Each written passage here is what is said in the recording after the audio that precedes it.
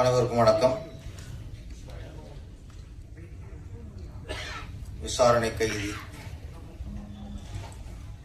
இத்தனை நாள் அந்த டைட்டில் எப்படி விட்டு வச்சாங்கன்னு தெரியல. நல்ல டைட்டில் விசாரணை. அப்போ படம் வந்து மிகப்பெரிய வெற்றி அடைஞ்சிருச்சு. கைதி அதுவும் மிகப்பெரிய வெற்றி. விசாரணை கைதி. ஆமாம், அதுவும் அந்த டேட்டில் செலக்ட் பண்ணுவது ப்ரொடியூசர் வெங்கடேஷ் சார். ஓகே, வாழ்த்துக்கள். விசாரணை கைதியை விசாரிக்க வந்திருக்கீங்களா இல்லை வாழ்த்து வந்திருக்கலான்னு தெரியல. கூல் சுரேஷ் வந்து விசாரிக்க வந்திருக்கிறார், வாழ்த்து வரல. எங்கள் சேலம் மாறார் எங்கள் அண்ணன் மிக சிறந்த மனிதர், மிக சிறந்த மனிதர். அந்த உதவுற குணம் அவரு கூட ஒரு 10 நாள் பண்ணாலே எல்லாருக்கும் வந்துடும். அந்த அளவுக்கு ஒரு தன்மையினால. இன்னொன்று, சினிமாவை நேசிக்கிறவர், சினிமாவுக்காக நேசிக்கிறவர். ஒரு படத்தோட இயக்குனர் அப்படின்னா ஒரு சினிமாவோட இயக்குனரை அவர் ஒரு அன்பை காட்டிடுவார்.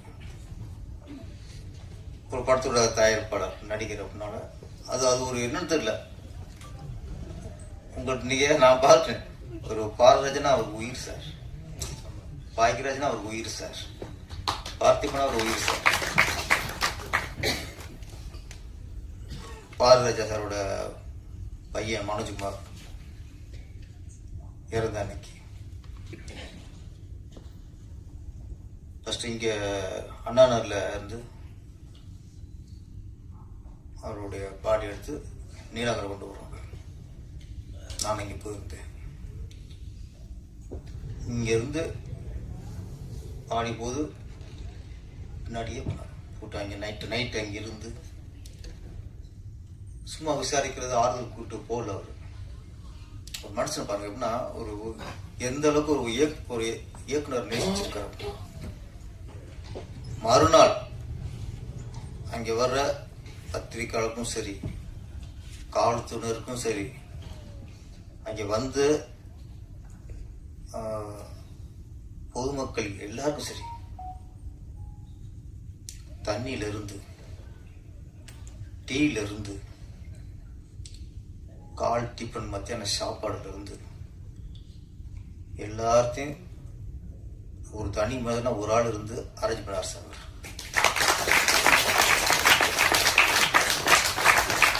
நான் அன்னைக்கு கூடவே இருக்கேன். எல்லாரும் வராங்க, ஆறு சொல்லுவாங்க, போவாங்க. இவர் ஒரு பக்கம் போன்லேயே இருப்பார். வந்துருச்சா, அனுப்பிட்டியா, 11க்குலாம் இங்கே சாப்பாடு இருக்கணும். அப்புறம் போலீஸ் எத்தனை பேர் எண்ணுவார், பத்திரிக்காரங்க எத்தனை பேர் எண்ணுவார். இது என்னன்னா ஒரு சினிமாவை நேசிக்கக்கூடாது தான் இதை பண்ணுவான். ஃபர்ஸ்ட் இந்த நட்பு, பாரராஜா மேல நட்பு எப்படி இருந்துச்சு அவருக்கு. ஏன்னா சில மேடைகளில் சில விஷயங்கள் நம்ம சொல்லித்தான். அன்னைக்கு நான் எந்த அளவுக்கு இவர் சினிமாவை நேசிக்கிறாரு, சினிமா இயக்குநர்களை நேசிக்கிறாரு, இந்த கலையை நேசிக்கிறாருன்னு அன்னைக்கு பார்த்தேன். இன்னைக்கும் இந்த மேடையில் வந்து ஒரு சிறு பட்ஜெட் படம் இன்னைக்கு வந்து உட்காந்து வாழ்த்துறாருன்னா சினிமாவை நேசிக்கக்கூடிய ஒரு உள்ளம். நன்றிண்ணா.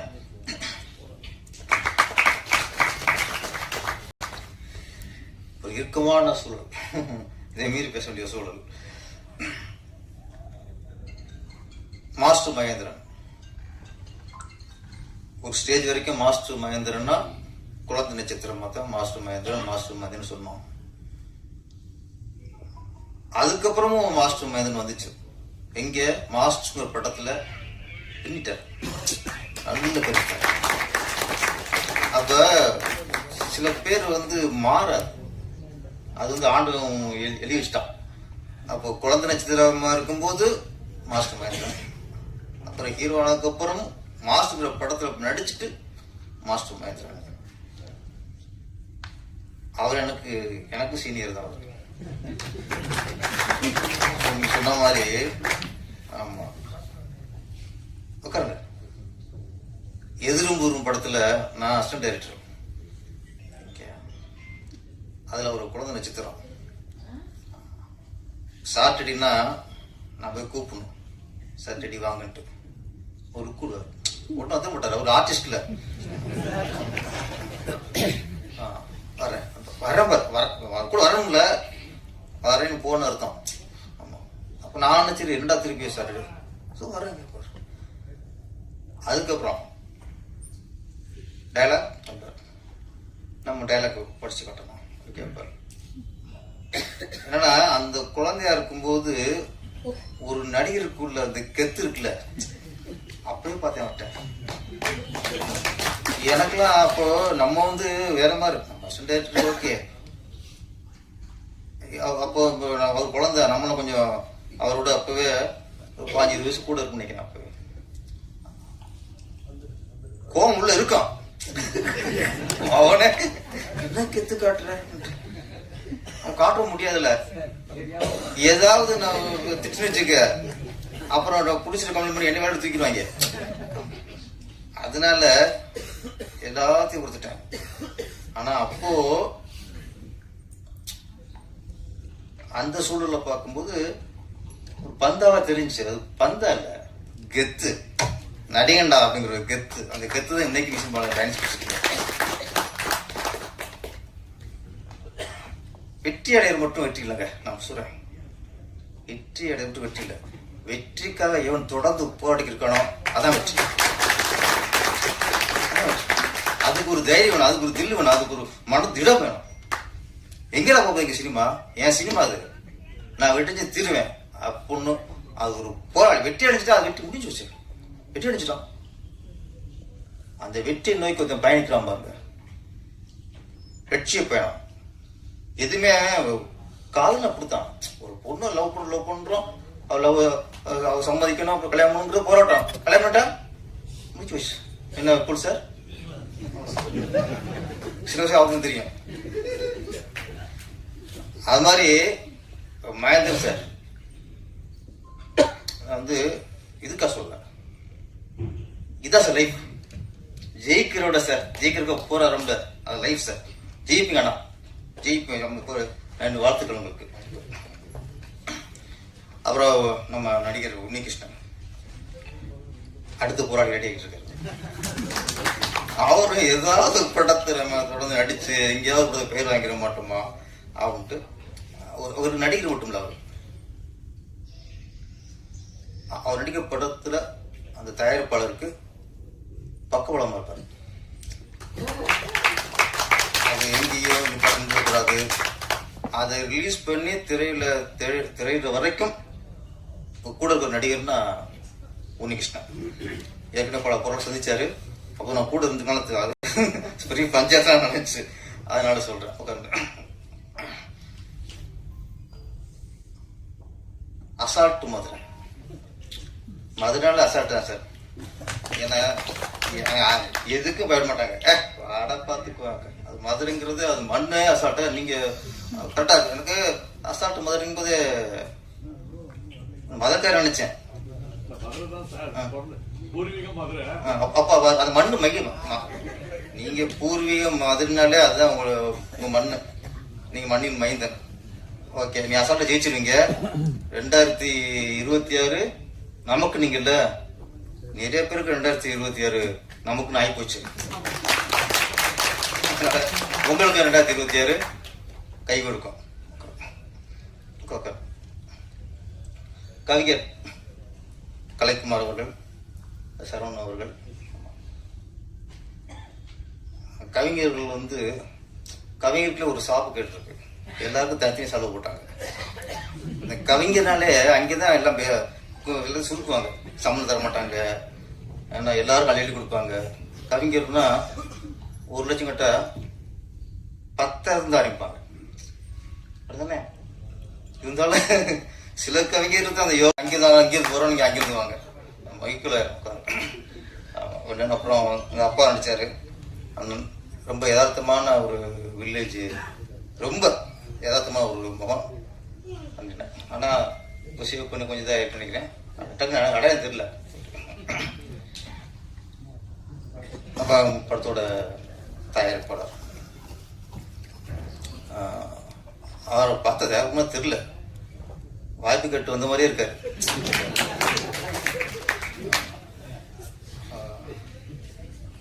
இப்போ நான்லாம் இப்போ வந்து பெரிய தயாரிப்பாளரோட நான் இப்போ மதிக்கிறது யார் தெரியுமா? சின்ன தயாரிப்பாளர் தான். ஏன்னா நான் திருப்பியே சொல்லியிருக்கேன், பெரிய தயாரிப்பாளர் பெரிய நடிகர் எல்லாருமே அவங்க ஏற்கனவே கோடி சம்பாதிச்ச டெக்னீஷியன் தான் போடுறாங்க. Number 1 cameraman, number 1 music director, number 1 art director, character artist எல்லாமே பெரிய ஆள் தான். எடிட்டர் எல்லாம் பெரிய ஆள் தான். அவங்க ஏற்கனவே காரு பங்களா செட்டில் ஆயிட்டாங்க. இந்த மாதிரி சின்ன ப்ரொடியூசர் தான் சார் ஒரு 6 மாதம் வாடகை கொடுக்காம இருக்கிற ஒரு மேக்கப் மேனுக்கு வாய்ப்பு கொடுப்பாங்க. ஷூட்டிங் போய் 7-8 மாதம் இருக்கும். அந்த உதவி இயக்குனருக்கு உங்களை மாதிரி ப்ரொடியூசர் வாய்ப்பு கொடுப்பாங்க. நான் வந்து இப்போதைக்கு நான் தலை வணங்குறது சின்ன ப்ரொடியூசர் தான். அவங்க தான் நீங்கள் வாழ சினிமாவில் 80% நலிந்த தொழிலாளர்கள் தான். அவங்கள வாழ வைக்கிறதே அவங்கள மாதிரி சின்ன தயாரிப்பாளர் தான். அதனால இப்போதைக்கு இந்த மாதிரி தயாரிப்பாளர் தான் மிகப்பெரிய தயாரிப்பாளர். இங்கதான் எங்களுக்கு பெரிய தயாரிப்பாளர். இருக்கிறவனுக்கே அள்ளி கொடுக்கறதில்ல, எல்லாருக்கும் தான் தயாரிப்பாளர். வாழ்த்துக்கு சார். உங்களால இந்த படத்துல நிறைய பேர் சம்பாதிச்சிருப்பாங்க, நிறைய பேர் சோறு போட்டிருக்கீங்க. அப்புறம் இந்த படத்துக்கு நான் தான் இயக்குனரா உட்கார அப்புறம் அவருக்கு சந்தர்ப்பத்தை உட்காந்துருக்காரு.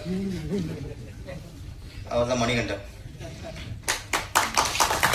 இவ்வளவு சாப்பிட்டா பார்த்தது இல்லை, என்னையே ஃபர்ஸ்ட் பார்த்த மாதிரி இருக்கு. ஃபியூச்சர் என்ன பண்ணி வந்துருவீங்க என்ன? நல்ல கதை இருக்கு நினைக்கிறேன். விசாரணை கைதியே டைட்டிலே ஒரு இது இருக்கு, சென்டிமெண்ட்.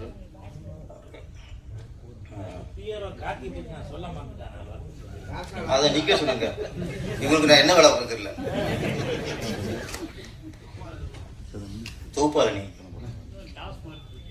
யாரு? கார்த்திகா? காயத்ரி நினைச்சேன். அது தெளிவா சொல்லுங்க. நான் வந்து காயத்ரியா இருக்க, ரெண்டுக்கும் ஒரே விஷயம். ஓகே.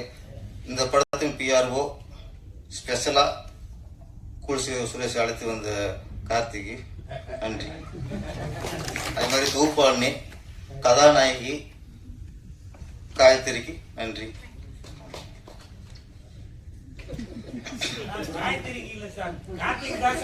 எனக்கு காயத்ரி முடிஞ்சு, உங்களுக்கு உங்க மனசுல பேசுறது எங்களுக்கு இருந்துச்சு. எனக்கு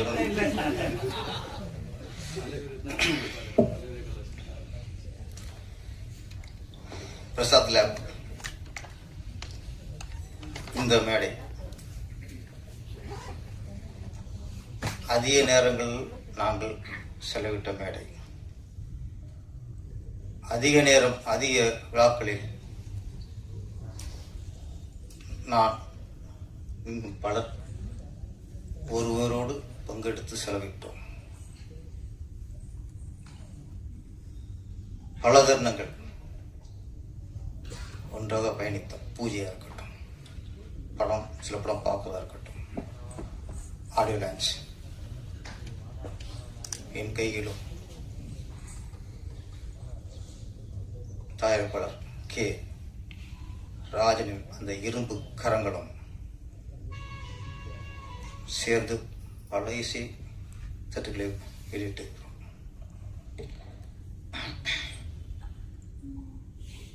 நேரத்திலிருந்து இன்னைக்கு இப்ப கூட நம்ப முடியல. ஏன்னா ஒருத்தர் ஒரு யாரோ தயாரிப்பாளர், ஒரு நடிகர், யாரோ ஒருத்தர் சூசைட் பண்ணிட்டாருன்னா அந்த கேரக்டரை பொறுத்து நம்ம நம்பிடுவோம். ஒரு பல வருஷம் முன்னாடி ஜிவி அப்படின்னு ஒரு தயாரிப்பாளர், ஜி வெங்கடேசன், அதான் நாயகன் படம், மௌனரகம் படம் தயாரிச்சவர். அவருக்கே ஒரு கடன் பிரச்சனை. அவர் இந்த மாதிரி சூசைட் பண்ணிட்டார். அப்ப அதுக்காக காரணம் தெரிஞ்சது, இந்த கடன் தொழில இறந்துட்டார். ஓகே, காரணம் தெரிஞ்சு சொல்லுக்கு. அப்ப இறந்துட்டாருன்னு ஒரு அனுபவப்பட்டோம். இவ்வளவு பிரமாண்டமா படம் பண்ண ஒரு தயாரிப்பாளருக்கு எப்படியா அப்படிங்கிறது நம்ம ஆதங்கப்பட்டோம். இந்த கே ராஜன்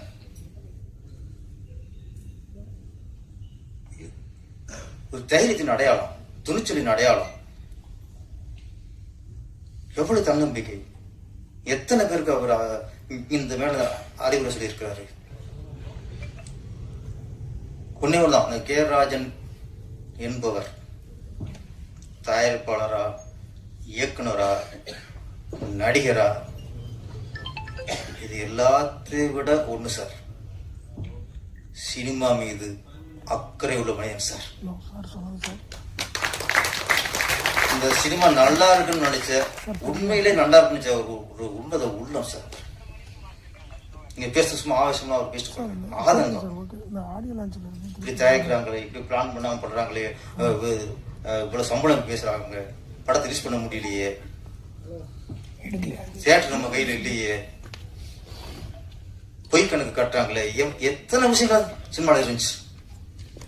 அத்தனைக்கும் குரல் கொடுத்த ஒரே மனிதன், ஒரே ஆள் கே ராஜன். எப்படி இந்த எண்ணம் வந்துச்சு? எப்படி சார்? ஒரு மனுஷன் 85 வயசு, இன்னும் ஒரு 6-7 வருஷம் கலந்துதான் உங்களை இயற்கையே கூட்டி போயிருக்குங்களே.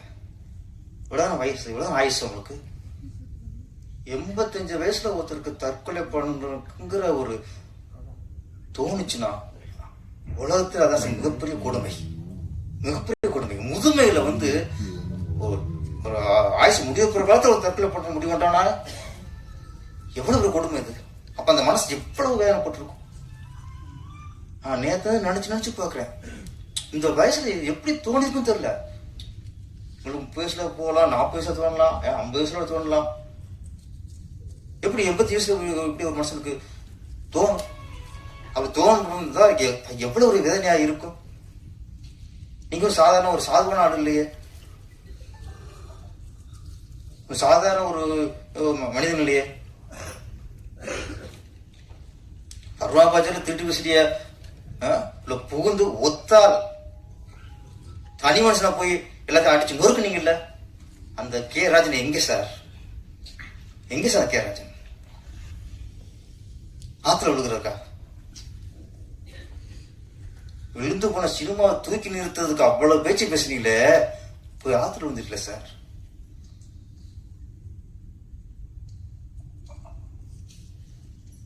புரியல நம்மளுக்கு. அப்போ எதை நம்புறதுன்னு தெரியல. ஒருத்தர் இவ்வளவு தைரியமா இருக்காரு, இவ்வளவு துணிச்சலா இருக்காருன்னா அப்ப அங்கேயும் இது விளையாடுது. என்ன பிரச்சனைங்கிறது நம்ம யாருக்கும் தெரியாது, என்ன யாரும் தெரியாது. ஆனா ஒரு விஷயம் சொல்லுவேன் சார், நான் டோட்டலா எல்லாத்தையுமே நான் ஒரு விஷயம் ஓப்பனா சொல்றேன். இங்க பல இசை வீட்டுக்கு நான் வந்திருப்போம், அங்கே உள்ள ரூம்ல பேசுவோம். என்கிட்ட ஒரு 2-3 விட ஒரு விஷயம் பேசியிருக்காரு.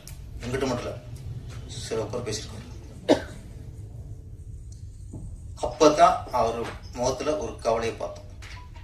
மற்றெல்லாம் போல் அவர் ஆட்டுக்கு அப்படி இருப்பார், இரும்பு மனிதன் மாதிரி இருப்பார். நான் நிறைய பேருக்கு கடன் கொடுத்துருக்கேன். எனக்கு கடன் வாங்கும்போது அவ்வளவு அவங்க சூழ்நிலை சொல்லி நாமளும் பாவம் பார்த்து கோடிக்கணக்கில் என் கடன் வெளியே இருக்கு. ஆனா ஒரு ரூபாயை திரும்ப தர மாட்டேங்கிறான். கேட்டு பார்க்கறேன், தர மாட்டேங்கிறான். இந்த ஒரு விஷயம் மட்டும் அவர் பெர்சனலா எங்களுக்கு தெரியும். நிறைய பேர் கடன் கொடுத்து அவனால் வாங்க முடியலங்கிற மட்டும் தெரியும். ஆனா எனக்கு என்ன, இது அவருக்கு அவருடைய மரணத்துக்கு காரணமா இருக்குமானா அது தெரியல. நம்ம பணம் கொடுக்க வேண்டிய இருக்குன்னா தான்